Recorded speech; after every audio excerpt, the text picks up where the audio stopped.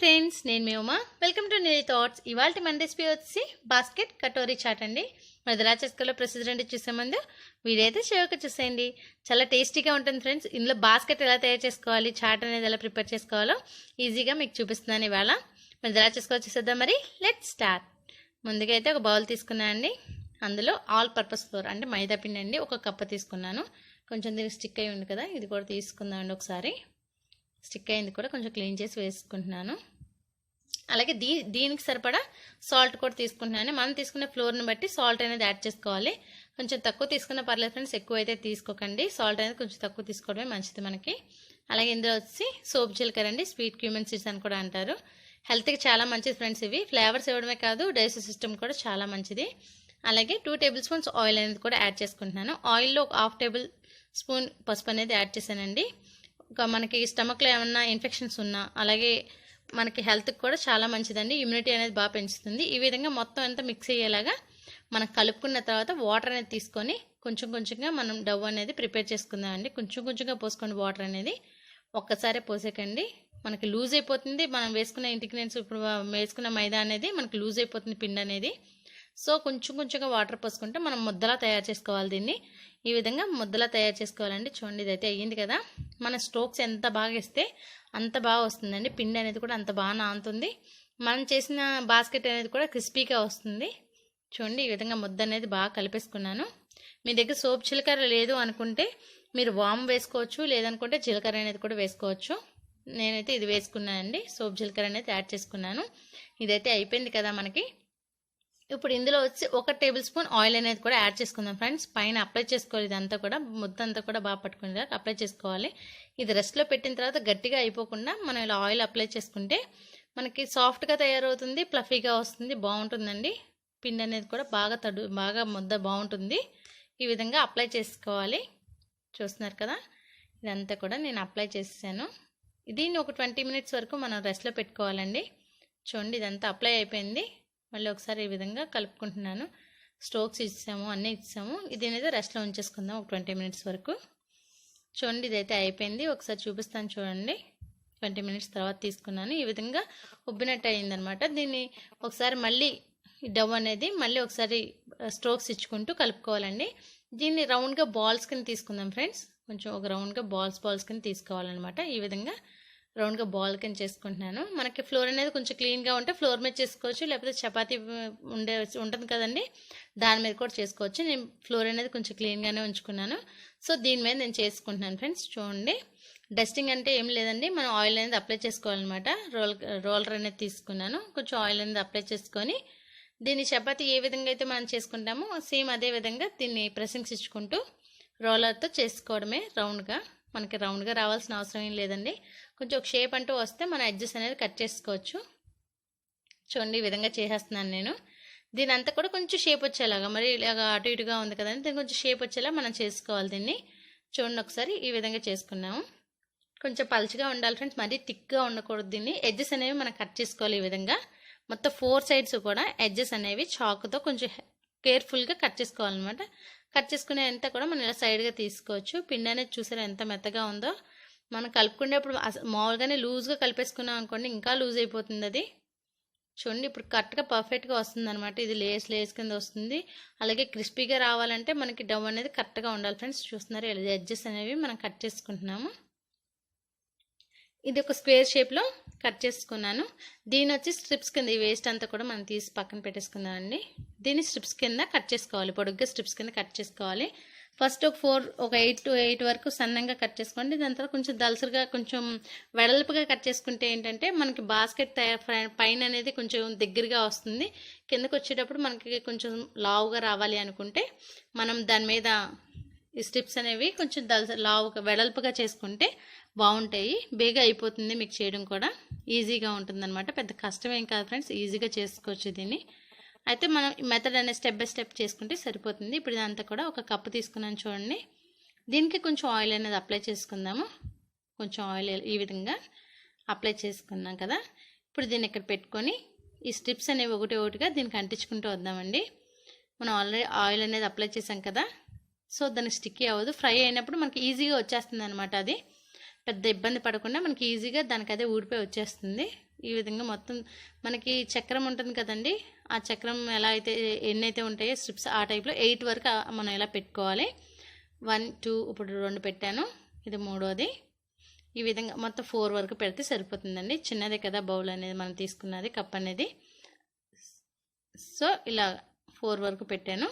దీన్ని మనం కొంచెం కొంచెంగా వాటర్ తీసుకుంటూ వాటర్ అనేది దానికి తడుపుతూ పిండి కింద కొంచెం ఇలా ఎడ్జ్ కొంచెం తడిపితే అక్కడ స్టిక్ అవుతుందండి. ఈ విధంగా స్టిక్ అయిపోతుంది. దాన్ని తీస్తున్నాను చూడండి. స్టెప్ బై స్టెప్ ప్రాసెస్ చేసుకోవాలి ఫ్రెండ్స్. ఇది కొంచెం అయిపోతుంది కదా, ఈ ఎండింగ్ అయిపోయేటప్పటికి మళ్ళీ దాన్ని అటాచ్ చేసుకుంటూ పైకి అడ్జస్ట్ చేసుకుంటూ ఈ హోల్స్ లేకుండా మనం ఇది బాస్కెట్ అంతా కూడా తయారు చేసుకోవాలి. చూసారా, ఒకటి వదిలేసుకున్నాను, ఇంకో దాని కింద ఇలా పెట్టుకుంటున్నాను. అలా మళ్ళీ ఒకటి వదిలేయడం, మళ్ళీ ఇంకోటి పెట్టుకోవడం. సో ఆ విధంగా స్టెప్ బై స్టెప్ చేసుకుంటూ రావాలండి. ఈ విధంగా బాస్కెట్ అనేది కంప్లీట్ అయిపోయింది. ఎడ్జెస్ అనేవి ఉంటాయి కదా, ఎడ్జెస్ అన్నీ కూడా మొత్తం అన్ని కట్ చేసుకుంటున్నాను. చూడండి, ఇదైతే మనకు అయిపోయింది. గ్యాప్స్ ఎక్కువ రాకుండా మనం ఇదంతా ఫిల్ చేసుకోవాలండి. ఇలా థ్రెడ్స్ ఇచ్చుకుంటూ మనం ఫిల్ చేసుకోవాలి. స్ట్రిప్స్ అనేవి పెట్టుకుంటూ మనం ఫిల్ చేసుకోవాలి. ఎడ్జెస్ ఏమైనా ఉంటే మాత్రం కట్ చేసుకోండి, మనకి బౌల్ నీట్గా రావాలి కదా. సో ఎడ్జెస్ అనేవి పూర్తిగా కట్ చేసుకోండి. ఇప్పుడైతే దీన్ని తీసుకుందాం ఫ్రెండ్స్. చూడండి, నేను కొంచెం మొత్తం అంతా అడ్జస్ట్ అయినాయా లేవా అని చెక్ చేసుకుంటున్నాను. ఇదైతే అయిపోయింది, మనకి బాస్కెట్ డంప్లింగ్ అయితే అయిపోయిందండి. చూడండి, షేప్ చూడండి ఎంత బాగా వచ్చిందో. ఇప్పుడు ఇదంతా కూడా మనం ఫ్రై చేసుకోవాలి కదండి ఫ్రెండ్స్. ఫ్రంట్ బ్యాక్ చూపించాను కదా, ఇప్పుడు కొంచెం ఒకసారి ఫ్రంట్ కూడా చూపిస్తున్నాను. చూడండి, బౌల్ అనేది ఈ విధంగా మనం డీప్ ఫ్రైలో ముంచుకుంటే సరిపోతుందండి. డీప్ ఫ్రై ఆయిల్ వేసుకొని హీట్ చేసుకున్నాను దాన్ని. ఇప్పుడు దీన్ని కొంచెం ఒకసారి డిప్ చేద్దామండి. దీన్ని చూడండి, ఈ విధంగా వేసుకున్నాం కదా. మీడియం ఫ్లేమ్లో పెట్టుకోండి ఫ్రెండ్స్, హై ఫ్లేమ్లో పెట్టుకోకండి. ఒక స్పూన్తో ఈ విధంగా ఎడ్జెస్ అనేవి మనం ఇలా తడుపుతూ ఉంటే, ఆయిల్తో ఇలాగ వేసుకుంటూ ఉంటే క్రిస్పీగా అయిపోయి బేగా మనకి బౌల్ అనేది, ఆ కప్ అనేది ఊడొచ్చేస్తుంది అనమాట. చూడండి, మీడియం ఫ్లేమ్లో పెట్టుకున్నాను. దీన్ని ఒక 2 మినిట్స్ 3 మినిట్స్ వరకు దీన్ని ఇలా ఫ్రై అవనిద్దామండి. ఎక్కువ అంటే మనకు హై ఫ్లేమ్లో పెట్టుకుంటే బేగా అయిపోతుంది, కానీ మాడిపోతుంది. సో మీడియం ఫ్లేమ్లో పెట్టుకొని మనం జస్ట్ 2 మినిట్స్ వరకు వెయిట్ చేస్తే ఇది కొంచెం క్రిస్పీగా తయారవుతుంది. చూడండి, ఈ విధంగా దాన్ని డిప్ చేసుకుంటూ నేను దీన్ని ఫ్రై చేసుకుంటున్నాను. దీన్ని ఇలా ఫోర్క్ నైఫ్తో కొంచెం కొంచెంగా కదుపుకుంటారు. చూసారా, అది లూజ్ అయిపోయి వచ్చేస్తుంది. ఎక్కడైనా కొంచెం స్టిక్కీ అయి ఉంటే కనుక మనం ఇలా తీసుకుంటే అది ఊడొచ్చేస్తుంది ఫ్రెండ్స్. చూపిస్తున్నాను చూడండి, ఈ విధంగా తీసుకోవాలి. కానీ కేర్ఫుల్ అండి, మనం ఆయిల్ తీసుకున్నాం కదా, ఆయిల్ బాగా ఫ్రై అయి ఉంటుంది, బాగా డీప్ ఫ్రై అయి ఉంటుంది కదా, మీద పడిపోకుండా కొంచెం నీట్గా చేసుకోవాలి. డంప్లింగ్ బాస్కెట్ అనేది మనకి ఇలా రెడీ అయిపోతుంది. చూడండి, ఒకసారి ఈ విధంగా తీసుకుంటున్నాం. ఇది చూడండి, మొత్తం అంతా కూడా ఓపెన్ చేస్తున్నాం కదా, కొంచెం స్టిక్కీ అయ్యింది కనిపిస్తుంది కదా ఫ్రెండ్స్. ఇది ఇలా వదిలేస్తే కొంచెం వదిలేస్తుంది అనమాట. దాని బౌల్ ఏదైతే పట్టుకున్నదో అదంతా కూడా లూజ్గా వచ్చేస్తుంది మనకి, అదే వచ్చేస్తుంది. దీన్ని ఒక నిమిషం మళ్ళీ ఉంచేసుకుందామండి. ఈ విధంగా అదే ఊడిపోయి వచ్చేస్తుంది మనకి. చూడండి, ఇదైతే ఊడిపోయింది చూసారా. బాస్కెట్ అనేది కూడా మనకి రెడీ అయిపోయింది. కప్ అనేది తీసి పక్కన పెట్టేసుకుందామండి. చూడండి, బాస్కెట్ అనేది ఎంత బాగుందో. దీన్ని ఇంకో సైడ్ కూడా తిప్పుకుంటున్నాను. చూడండి, నిజంగా బాస్కెట్ లాగే వచ్చింది కదా, షేప్ కూడా బాగుంది మనకి. ఇది ఇంకో సైడ్ కూడా తిప్పుకొని క్రిస్పీగా అయ్యే వరకు ఫ్రై చేసుకుందామండి. చూడండి, ఈ విధంగా మనం అటు ఇటు తిప్పుకుంటూ దీన్ని ఈవెన్గా ఫ్రై చేసుకోవాలి. చాలా బాగుంటుంది ఫ్రెండ్స్, పిల్లలు కూడా చాలా ఇష్టంగా తింటారు. డిఫరెంట్గా ఉంటుంది, మీరు ట్రై చేయండి. చూడండి, ఒకసారి మీకు చూపిస్తాను ఈ బాస్కెట్ అనేది ఎలా వచ్చిందో. ఒకసారి ఫోక్తో తీస్తున్నానండి. ఒకసారి ఇవన్నీ పక్కన పెట్టుకొని ఫోక్తో తీసి మీకు చూపిస్తాను. చూడండి, బాస్కెట్ అయితే మనకు రెడీ అయిపోయింది. క్రిస్పీగా ఉంటుంది. చూడండి, షేప్ కూడా ఒకసారి చూద్దాం. మీరు ట్రై చేయండి, మీకు ఎలా ఉందని కామెంట్ సెక్షన్లో కామెంట్ చేసేయండి. షేప్ కూడా చాలా బాగుంది కదా. అలాగే ఇందులో వచ్చి ప్రాసెస్ అంతా మనం స్టార్ట్ చేసుకుందాం. ముందుగా కొత్తిమీర అనేది కొంచెం వేసుకున్నాండి, కట్ చేసి పెట్టుకున్న కొత్తిమీర. అలాగే ఇందులో వచ్చి కొంచెం టమాటో ముక్కలు సన్నగా చాప్ చేసుకోవాలి ఫ్రెండ్స్, అన్నీ ఫిల్ అవ్వాలి కదా మనకి. అలాగే ఇందులో వచ్చి బాగా సన్నగా కట్ చేసి పెట్టుకున్న ఉల్లిపాయ ముక్కలు. అలాగే ఇందులో వచ్చి కొంచెం పల్లీలండి, ఫ్రై చేసి పెట్టుకున్న పల్లీలు అనేవి కూడా వేసుకుంటున్నాను. ఫ్రై చేసి పెట్టుకోవాలి ఫ్రెండ్స్, ముందుగానే మనం ఫ్రై చేసుకుంటే మనం వేసుకోవడానికి ఉంటుంది. పచ్చి బఠానీ వేసుకుంటున్నానండి, అంటే బాయిల్ చేసుకున్నది.